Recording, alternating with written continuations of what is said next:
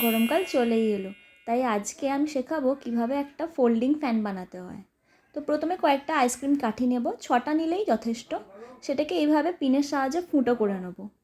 আচ্ছা, তার মধ্যে তোমাদের একটা গল্প শোনাই যে আজকে এই যে ফ্যানটা আমি কেন বানাচ্ছি। মানে ছোট্ট একটা জিনিসকে কাজে লাগানোর জন্য আমি একটা বড়সড় কোনো ক্রাফট করে ফেলতে পারি। তো এই যে তারটা দেখছো, এই তারটা আমি নতুন চার্জার কিনেছিলাম, আর ওই চার্জারে এই তারটা পেয়েছিলাম।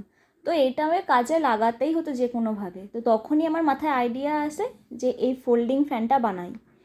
তো যাই হোক, এইভাবে কাঠিগুলোর মধ্যে ঢুকিয়ে পেঁচিয়ে দিচ্ছি। এবার দেখো খুব ইজিলি এগুলোটা একদম খুলে যাচ্ছে, যেরকমভাবে পাখা খোলে না, ঠিক সেইভাবে খুলে যাচ্ছে। তো ওটার একটা মাপ নিয়ে নিচ্ছি একটা কাগজের ওপর। তো আমার কাছে যেহেতু কোনো রকম কাঁটা কম্পাস ছিল না, তাই আমি হাতে করে এটা টেনে নিয়েছি। তোমরা অবশ্যই কাঁটা কম্পাস দিয়ে কাটবে, তাহলে মাপটা একদম ঠিকঠাক হবে। উফ, আবারও ভুল করলাম, কাঁটা কম্পাস না, পেন্সিল কম্পাস। তোমরা কে কে আমার মতন পেন্সিল কম্পাসকে কাঁটা কম্পাস বলো প্লিজ কমেন্টে জানিও।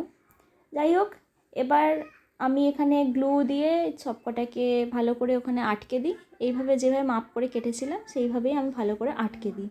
তবে তোমরা না গ্লুয়ের বদলে যে স্টিক যে আঠাগুলো হয় না, যেগুলো কাগজ আটকানোর জন্যই ব্যবহার করা হয়, সেটা ব্যবহার করলে বেশি জিনিসটা দেখতে ভালো লাগবে। নয়তো কাগজটা কিরকম কুঁচকে কুঁচকে গেছিলো। যাই হোক, তারপর ডেকোরেশনের জন্য আবার একটা পেপার কেটে আমি ওর উপর লাগিয়ে দিয়েছি। ওটাকেও একই রকমভাবে আটকে নিয়েছি। দিয়ে তারপর আস্তে করে হাতে করে ধীরে ধীরে এরকম ফোল্ড করে নিলেই তৈরি।